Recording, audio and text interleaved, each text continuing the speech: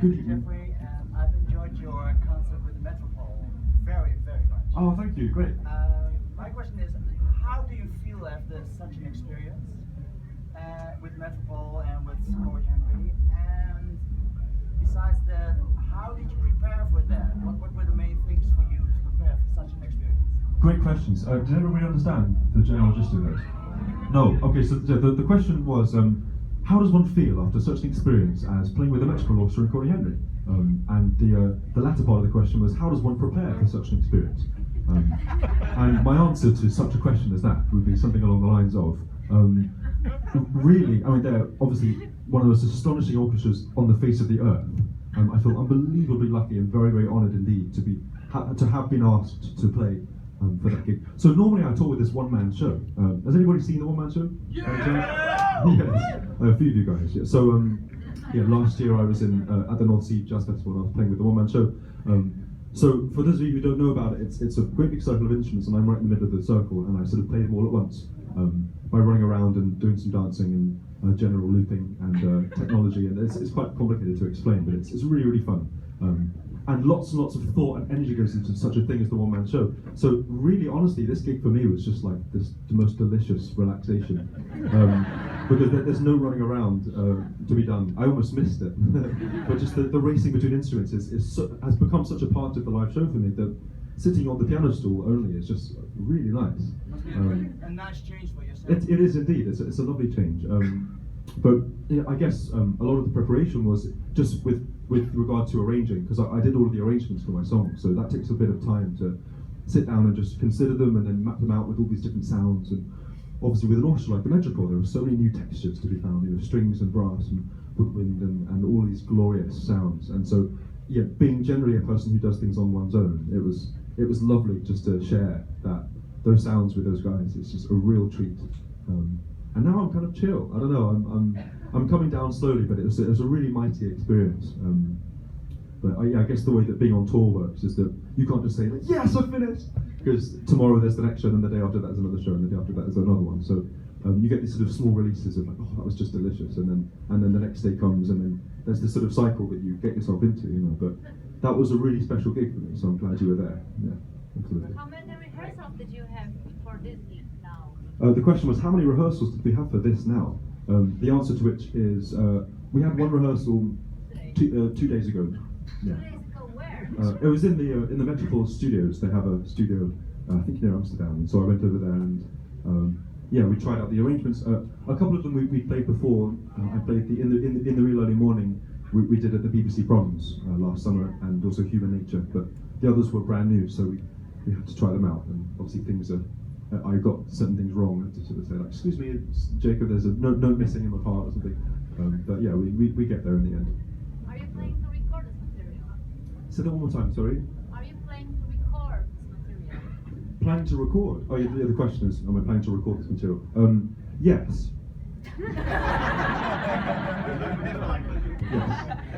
Yes, that would be very lovely. I am definitely considering getting the Metropole on future recordings in the hopefully quite near future of things I'm going to be inventing, so I'm looking forward to that very much. Yeah, considering how it's going to sound. Yes, sir. Maybe it's possible that you let the Metropole Orchestra walking through the stage. Walking around. With video animation, you'll make something about it. Oh, I see. Right. Yeah. No, there's lots of things to try with other musicians on stage. There's something I've thought lots about, but the sort of choreography of it and the musicianship of it and how it fits together. I missed a little bit now. Right. Yeah. Yeah. No, I feel you. Yes, sir. Question. Hi. Hi. Dennis, nice to meet you. You too. And I've been following you since like day one on YouTube. Wow. And there's one song I can't get my head around, and that's of course Fascinating Rhythm. If you look to your guide in, for instance, Don't You Worry About a Thing, it's obviously the bass line. Right, but right. how do you do that in Fascinating Rhythm? Because there's so many layers of harmonies and vocals. So where do you start? Do you start by playing the keyboard and then create your harmonies and the key where you're singing in? Because you're the bass and you're the top layer and you're in the middle. It's like 16, 17 voices layered. So my question, because I'm a singer too, and I can get my head around how you do that. So gotcha. Yeah. You know what? I'd said to my crew that I wouldn't need my laptop. But maybe, is there any way we can plug it in? Is that going to be a really difficult thing to do? I'm really sorry. yeah, while that's happening, I'll talk a little bit about it. So the question was about essentially how do you record vocal arrangements such as fascinating rhythm was the question, and on the subject of that, I think the question was what does the ear cling onto with all these different vocal parts going on at one time. So I guess with regard to the process of arranging, it's very important to choose to arrange a song which has a melody which has innate simplicity about it, because if you try and arrange a very complicated melody and then put complicated accompaniment to it, it's very difficult to do that, because otherwise no one's going to know what to do. So something like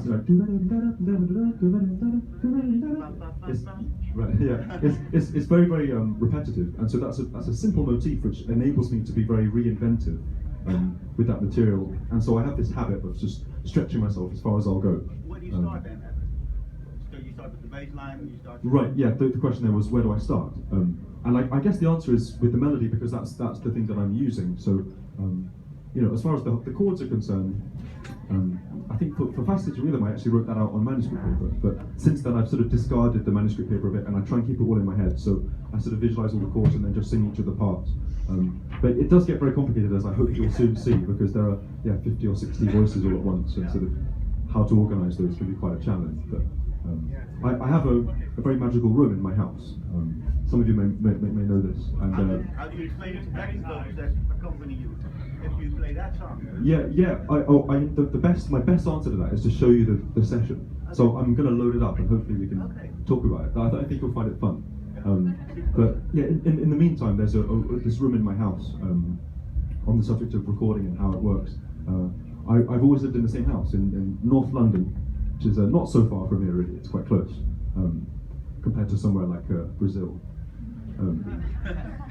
And anyway, so this room was a very magical place and remains a very magical place for me. And I used to go inside this room and just create things for no reason other than just to create them, because it was a really lovely thing to do, just to create something.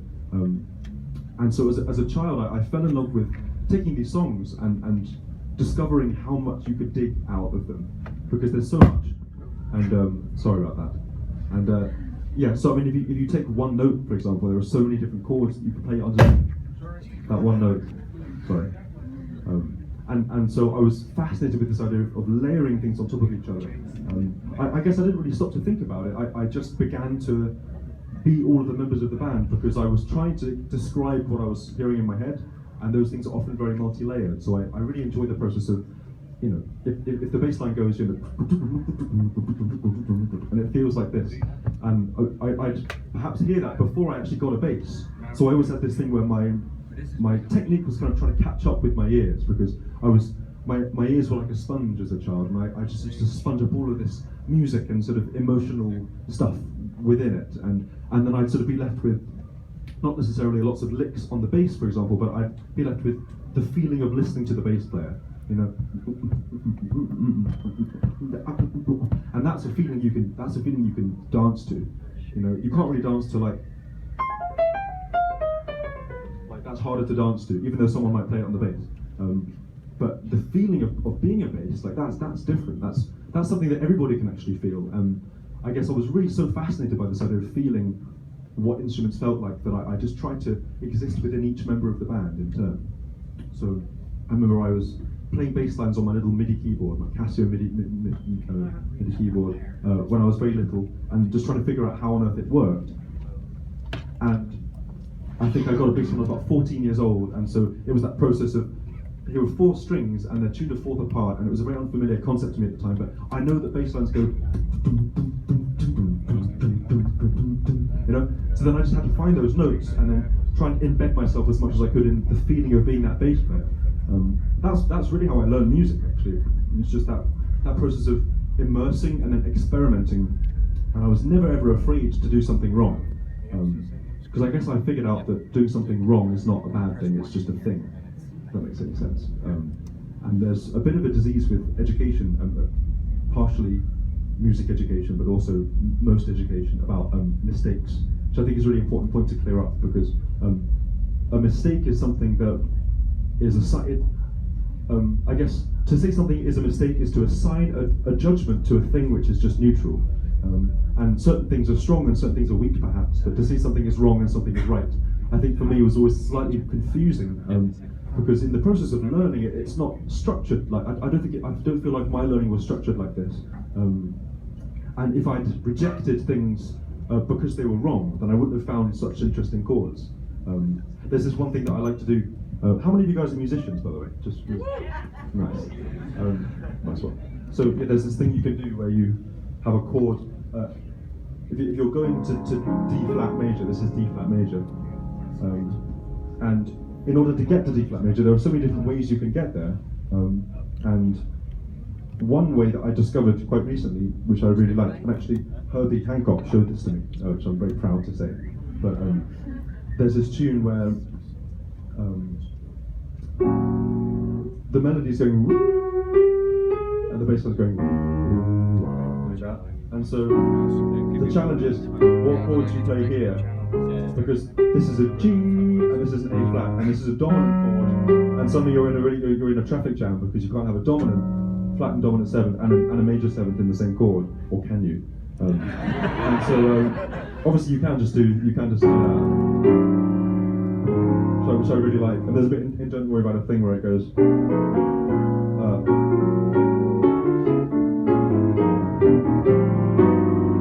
That's the chord.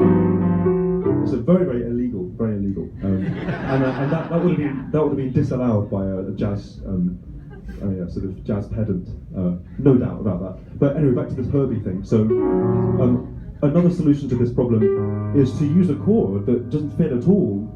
Traditionally speaking, which is this chord, which some may call a major 7 sharp 5 chord. You guys heard about that chord? Yes, so it's great. It's like a major 7, but then you sharpen the 5th. And if you put the B flat in it and the E, it gets really juicy. But that chord, if you go, that's a really warm arrival, but that, as far as what's right and wrong in terms of jazz, which is already very ambiguous because jazz is, there are no wrong notes, right? But that feeling is, I find absolutely fascinating because, oh great, thank you, Jose. This is Jose, by the way. Nice. Okay, so yeah, I guess just to clear up a very quick point about harmonic arrival. I was just obsessed with finding newer and newer ways in which to find my way around keys, and going to D flat is a very exciting challenge, very exciting, and there's no end to ways you can get there. This is quite a normal way, A flat 7. Actually, I'm going to be in C, just because I think it would be easier to talk about. So G7 to C is a very easy way to do it. I'm sure some of you guys have heard about negative harmony, so then you would know about F minor 6 to C. Is a really nice way of getting there. There's a tritone substitution thing where you go G7, but then you move the bass note of tritone, which is D flat 7 to C, and then you can do 4-1. And so instead of going 3-6-2-5-1, you can go, which I just absolutely adore. I really like that, because if I'm like, that's something that Jarrett might do. Keith Jarrett. Any Keith Jarrett fans? Yeah. So he might be an F or something.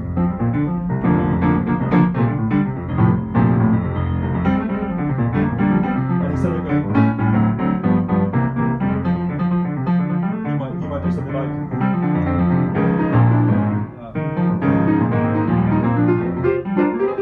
He'd go like. And that way of getting around is all just plagal cadences, literally just plagal. P-L-A-G-A-L, plagal. And it's a really lovely way of arriving in a key center. And so, yeah, back to the gravity thing. I think in terms of learning, I could go on and on about this for an hour, as maybe you can tell. But as far as learning is concerned, I didn't reject anything. There was no wrong thing. There's only things that made me feel wonderful and things that made me feel not that wonderful. And whatever the things that made me feel wonderful were, I thought about why, and then I sought after these things, and I tried to understand, if there's a moment in a song that makes the goosebumps come on your arm, it's like, well, why the goosebumps? Something's going on here, some science about which I'm unaware. And so I really dialed in on the emotional reasons why, like what are my triggers, and I find certain things, like for example this note, you're F sharp minor and you're a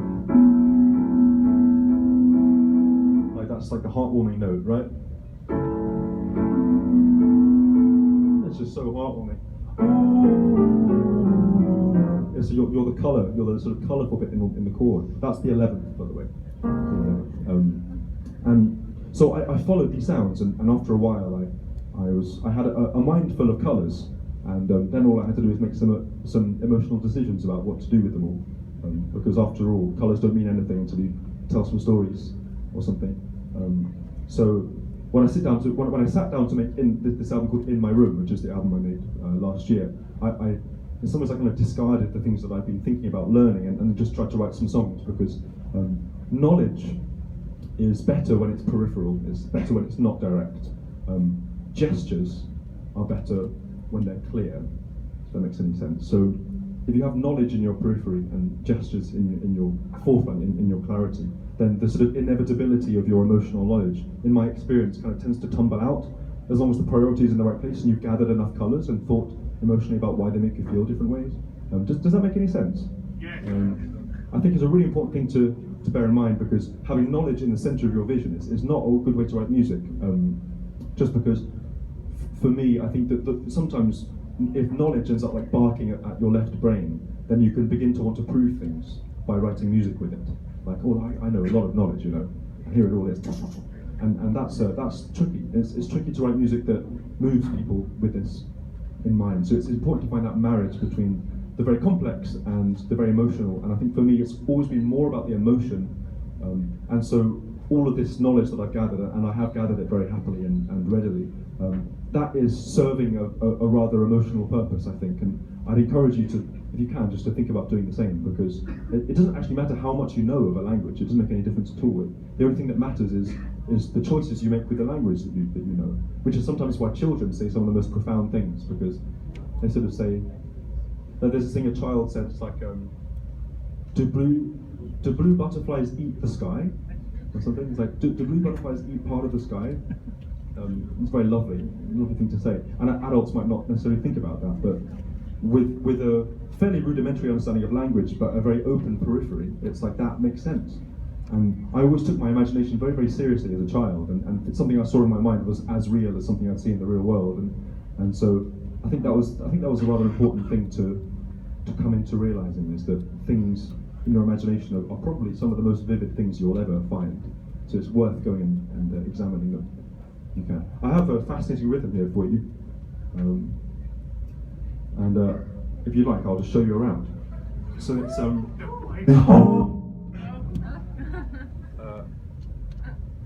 can unwind this. So yeah. You always carry this around. Do I always carry this around? Logic Pro. Yes, yeah. This is Logic Pro.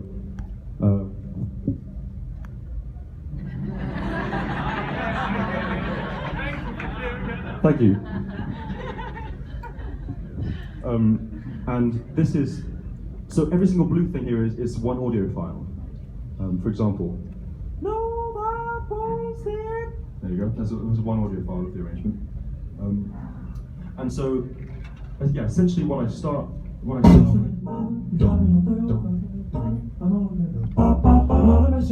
neighbors want to do it, I always shake it just like a flavor.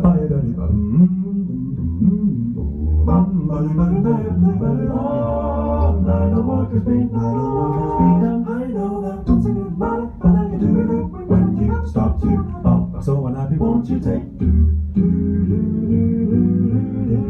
oh how I long beat my love. I used to be a rhythm. Oh won't you stop taking on me?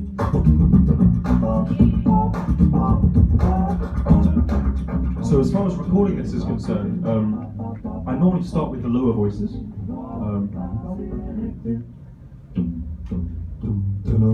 Shaking like a dum-dum. Each morning I get up with the sun shining, but to find that I know, etc.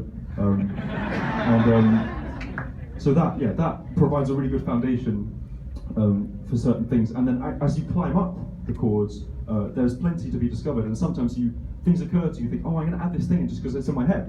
And so there's one thing that I found which I think is very funny.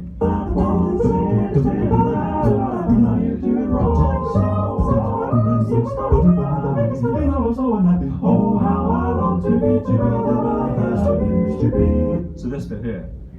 I used to be, I used to be, I used to be, I used to be, I used to be.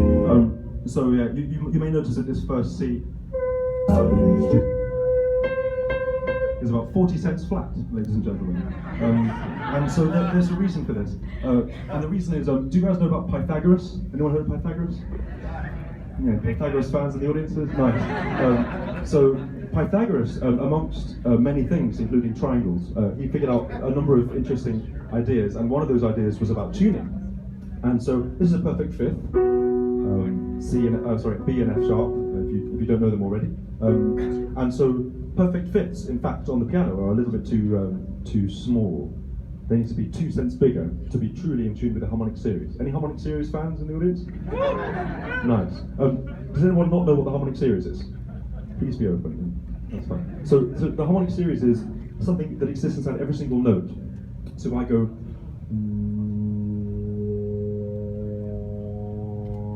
you hear all these little overtones.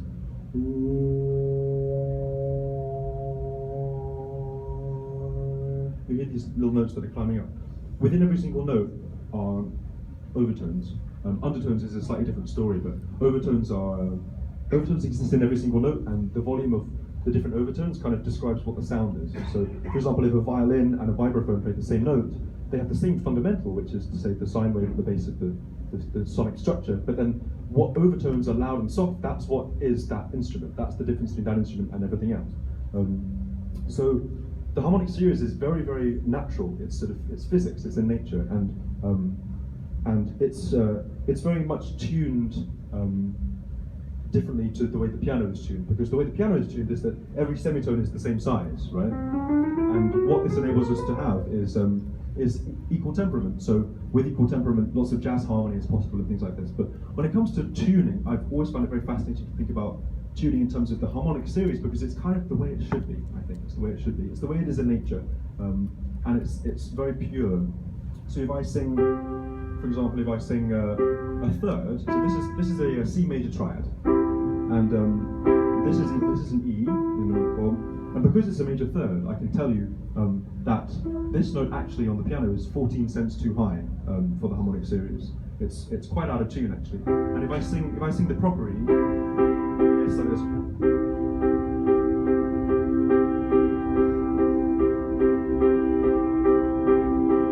You see how that's like really, it pinpoints that tuning.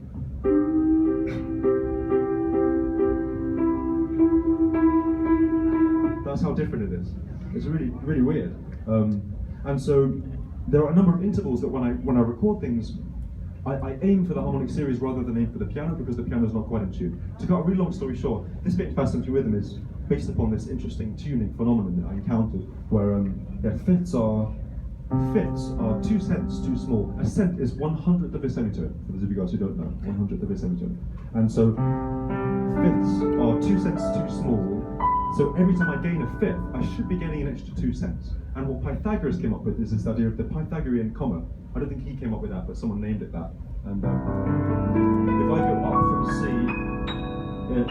in fifths and I get to C, then I should have gained 24 cents, and that's what people call the Pythagorean comma.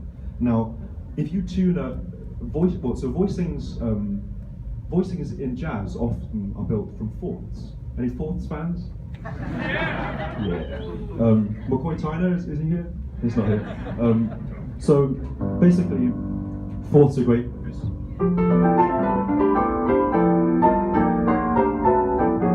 It's all great, all very fine and dandy with fourths.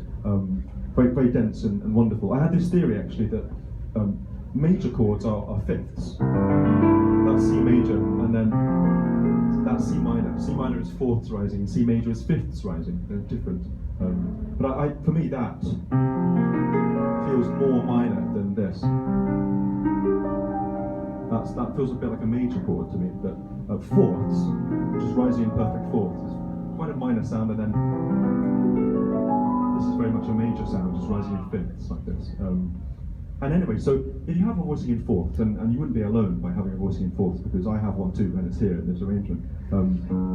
This is the voicing in question, and so it's F sharp, E, A, D, G,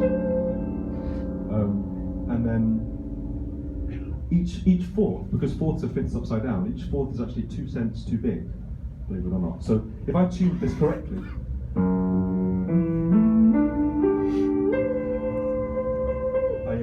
I actually end up a little bit too low, which is what happens here, because they're all perfectly in tune. And then a fifths voicing, like this, I think basically it's this voicing. C, that's an E super ultra Lydian.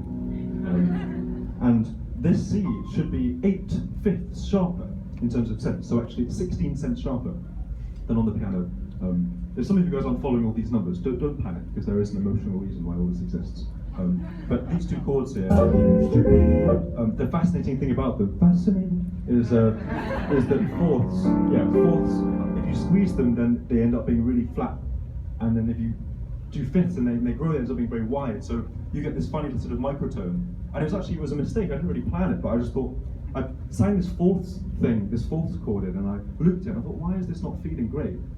Oh, this feels a bit too big, so I'll make it smaller. Oh, this makes it smaller. And so I re-sang in these notes to get them smaller and smaller, and in the end I ended up with this really weird low C at the top. And thus, the arrangement was born. But it's a funny...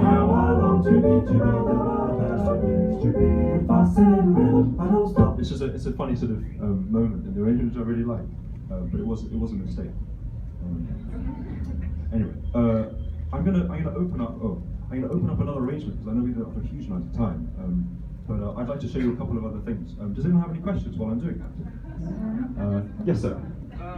Nice t-shirt, by the way. Yeah, right. Yeah, nice. I was wondering, especially at a place like this in North Sea Jazz, where you meet all these other musicians, now that we've seen you play with Collier and the Magical, did any ideas sprout in your mind that we could see here in North Sea Jazz with all these other people and interesting musicians? Oh, so yeah, I mean, like far too many to mention. But anything we're going to see in the future? I think mainly just collaboration. Yeah? Yeah, mainly just collaboration, because there's so much to be feasted upon from the musicians here. Not in a predatorial way, just in a sort of gentle, musical way. Maybe slightly predatorial in some too. But yeah, I think it's so inspiring being amongst music. I'm sure you guys feel the same. It's just the most inspiring thing being at a festival like this, because everywhere you turn, it's like someone's jamming something cool, and it's amazing to be in the same place as people who love music, because when people who love music come together, then music is loved more, and that's just a great thing. So I think it's a really nice thing to celebrate. It's just the humanity of music and that, and so that's kind of the thing that's most affected me, and always does about festivals like this, because people have a common thing here, and it's to express and to enable other people to express things. Music is one way of expressing stuff, and it's a great thing to celebrate. So yeah. Yes. Hi. Hey. My name is Roland. Hi. And I have more of a technical question. What's your advice for someone who's also a multi-instrumental like you, who wants to start recording in my room? Oh. What's like technical advice? What should I start with? Great, fantastic. So the question was, what is some technical advice for a multi-instrumentalist like yourself for recording an album like In My Room? And I think to that I would say that you're probably seeking the wrong kind of advice, because I think the advice you should be seeking is emotional advice, not in the sense that you need emotional advice, but more in the sense that the reason an album has value and meaning is because it's emotional, right? And so what technical things do is they serve the emotion all part of it. So I think get a microphone and get something like Logic, which is great. I've had Logic since I got Cubase when I was 6, and then I got Logic when I was 11. And so I've been doing Logic about 5 years longer than the piano. And so it's really, I'm very at home in Logic, and I've redone all the keyboard shortcuts to be very attuned to my needs. But the only way to learn about these things is just to do them. So you should really start inventing something, because a lot of the time people wait before they start inventing until they have enough technical skills to do that. But like here you are in the middle of your life, and so you can just start. And I think that's what I did. I started, when I was 6, I didn't have a lot of technical skills, in fact barely any, but I had a sort of childlike spirit of trying to play with things, and I'd take things around me and just sort of try and reinvent them into something fun. And so that spirit, I guess I found myself inventing before I considered whether to invent or not, if that makes sense. Which I feel very lucky to be able to say that, because lots of people end up in a situation maybe when they're about, like between your age and my age, where it's kind of like, it's hard to begin now because I've waited all this time until I'm ready, and I'm still not ready because I'm never ready, and I'm not ready either. You know, it's like you become ready when you begin. There's that saying, something like God can't guide the person who's standing still, or something. You know, like you have to walk to be guided. So I say that, yeah, get a really, really rudimentary basic setup if you don't have one already. All I had until I was 19 was one SM58, which is this one. And then I had a piano in my house and a guitar. I also had a variety of weird percussion instruments like shakers and things that I'd had since I was really young, because all my family are musicians. But most importantly, I had a mind that was very thirsty. And so I started to play with things, and I guess I realized that things, you know, like when I got my bass, for example, that fitted into a process that I'd already kind of crystallized. So I wasn't waiting for a bass before I started recording bass lines. I was singing them in before I had the bass, you know. And it's a really important thing, I think, for all of you guys. I'm guessing that lots of you guys are creative people in general. You feel quite creative to me, but really you should be doing creative stuff all the time, because for me that's what keeps me alive. That's what makes me sleep at night, is that I'm creating something and that something's going on. And I know the feeling of sitting and waiting for the right idea to come along before I start making it, and asking people for advice about how to begin. But I think that when I try and start something, which is really the most difficult part of the whole thing, I have to say, starting something is really hard. But realizing that you've already started is the best way to start. You know, oh, I seem to be making music. Oh, okay, I'm going to keep going. You know, or oh, I seem to have recorded a bass line. Oh, oops, you know, or some piano. Or I seem to be listening to music in an active way, not in a passive way. I'm engaged in what's going on musically. So I'm obviously doing music of some kind, and in some ways, the less you think about it, the better. And it's just important to do and to think less and to do more. And I've learned so much from doing things, and so much more than thinking about things. Even though I love thinking about things so much, I love talking and thinking and explaining and considering. But doing is like a fail-safe way of learning that you will love more and more the more you do it. One little story for you actually is that the first time we ever did the In My Room show, so this kind of one-man show, was at the Montreux Festival in Switzerland. I don't know if you guys have been there, it's very special. I'm going there tomorrow, which I'm very excited about. And so I was offered this gig. I said to some people that I know that I wanted to do a one-man show of sorts, and one of those people was Quincy Jones. And so Quincy Jones managed to get me a gig, which was opening for Herbie and Chick at the Montreux Jazz Festival in front of 3,500 people. This is a Jacob that had never done a show before, right? And so the first time we ever ran that show through, I mean ran it through, we didn't even run it in rehearsal. The first time we ran it through was on that stage, on the gig. And looking back, it's just absurd, it's weird, and it's this strange thing. I must have walked onto that stage and done that gig, like having never done a show before, but I can tell you that I learned more in that half an hour than I did in like all of my schooling about communication and about what works and what doesn't work, just because there's no escape from that learning. It's like, there it is, you are the learning, it's in your body, and it's in all of your senses are learning in real time. And yeah, I guess I've toured since then for a couple of years, and now I have a really, I guess, a much more experienced knowledge of what it means to get a room engaged in an energy. But back then I didn't really have that. But by doing that gig, by plonking myself in a risky situation, which is something I do like doing a lot. I do it harmonically a lot. But yeah, in a very human way, it's a fantastic way to learn, just to think, well, first of all, if this goes completely wrong, it doesn't really matter, because it's just music, you know, it's not like science or something, it's music.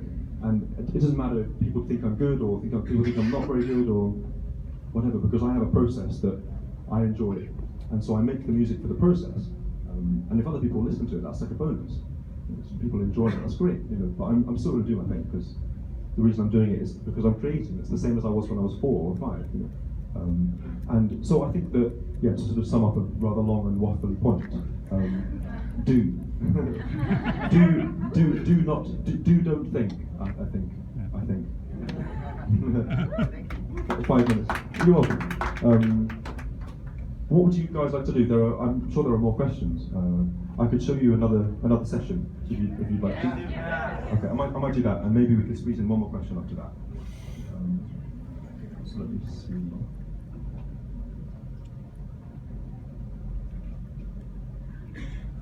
What do you guys want to see? Danny Boy. Just was it Danny? I don't have a session for that, I'm afraid. That was a live thing. Flintstones? Okay. Actually, you know what? Okay, I'll show you Flintstones really fast. And I might show you a tiny bit of Hideaway, because Hideaway is quite fast.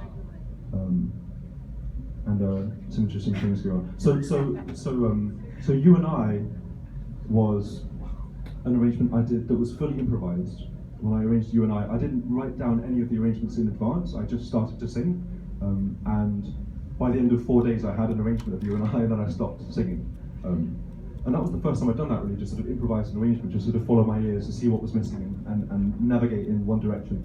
This Flintstones arrangement was a very, very organised, pre-arranged arrangement, which I arranged on MIDI.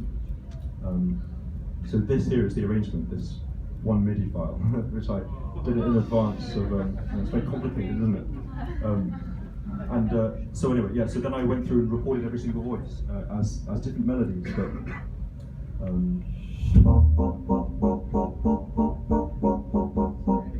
and you can see how precise this is, because I go, and one of those notes might be a tiny bit early or late, so I'm just going to nudge it, So you see how, like, this note here, for example, I nudged it from here.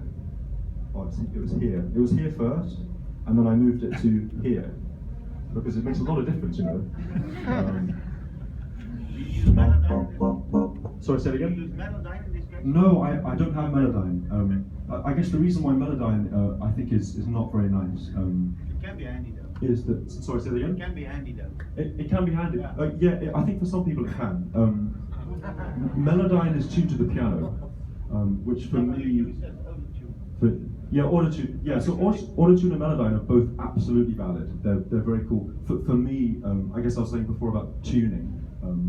Things that are tuned to the piano, that's not really what I guess I don't aim for the piano when I tune. And also I love the challenge. I love trying to do it without moving it with a computer. Partly because I think the human voice is such a raw and beautiful instrument in its own right, that if I were to put something like Melodyne on it and it goes and rounds everything to the nearest note, the fun's gone for me, because it's going to sound perfect, but that's not the point, No, just curious.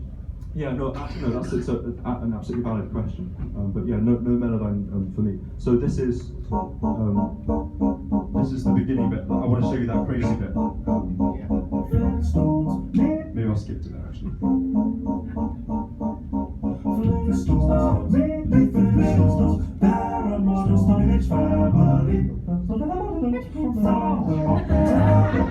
I think some of them are muted actually. Yeah, some of them are muted. Let me just show you this, because it's quite fun.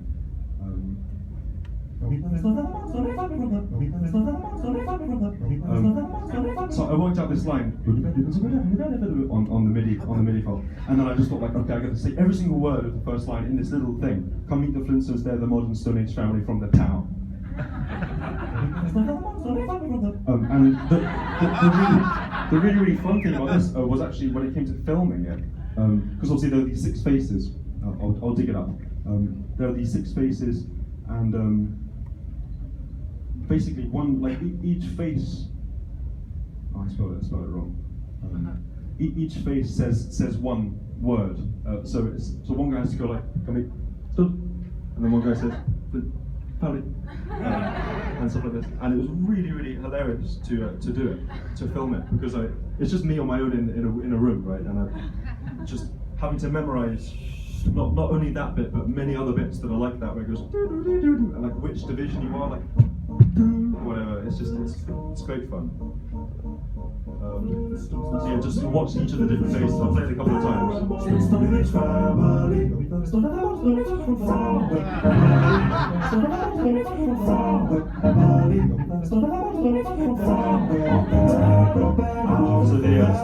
the bass guy has the easiest song. He just goes modern. That's what he does.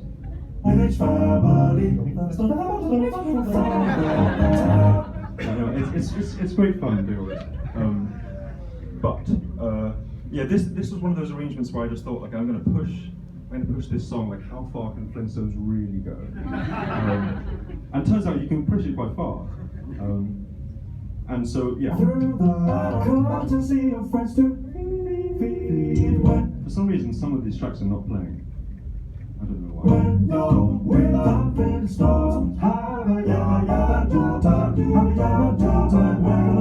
So if you take a look at the MIDI plan.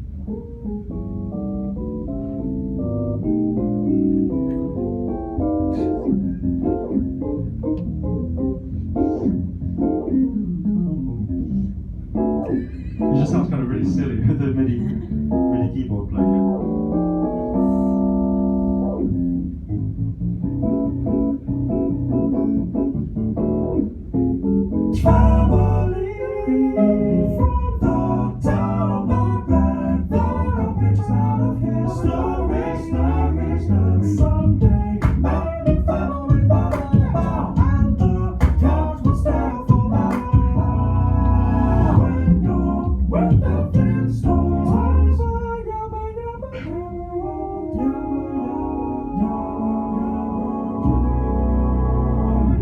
Fun thing happens at the end where all of the notes go in different directions, so for example, this guy goes. Oh no, I don't know why these guys are misbehaving so much today. Let me just see if I can show you. We did this thing called binaural sort of stereo imaging, which is this thing where if you wear headphones, it sort of goes around your head like this, and so all the notes go like that to where they started, and they all go in these funky directions. So like this guy goes.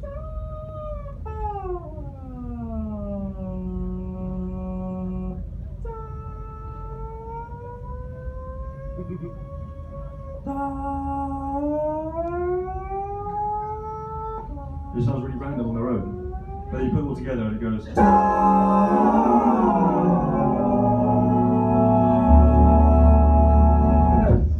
It's just very joyous.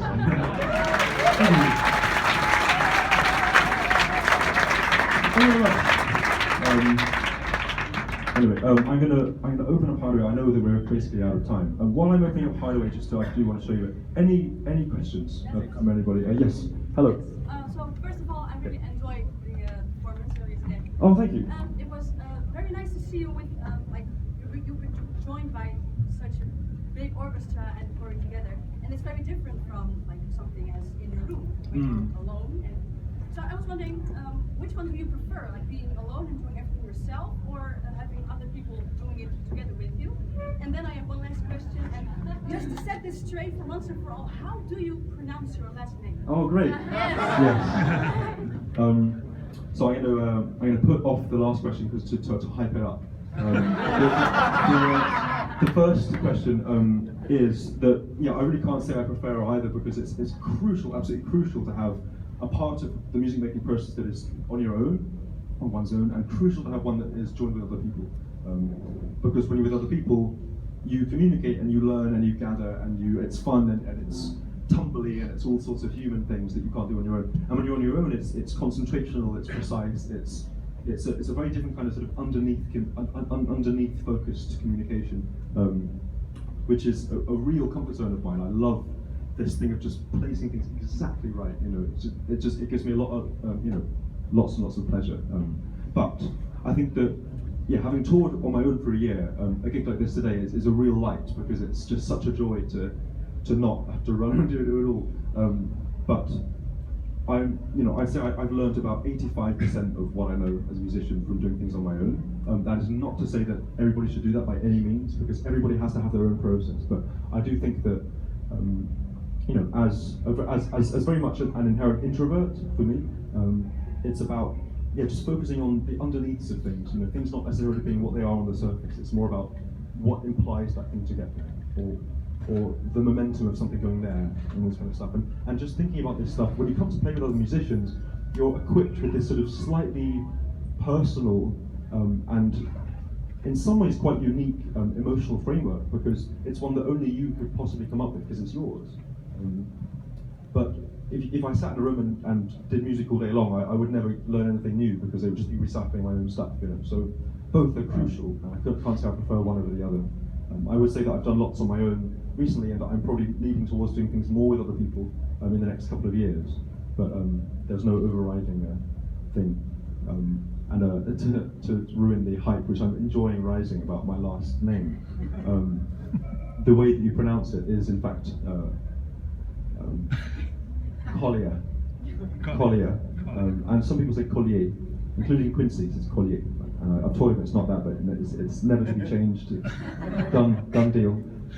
But yeah, Jacob Collier is my full name, and I'm from London. I've been told I absolutely have to stop, which is really a shame, because we could talk for a long time, and Heidelberg will have to wait for another day. But it's so nice to see you guys, and thanks for stopping by and for coming to the show and for generally being just lovely. And see you very soon.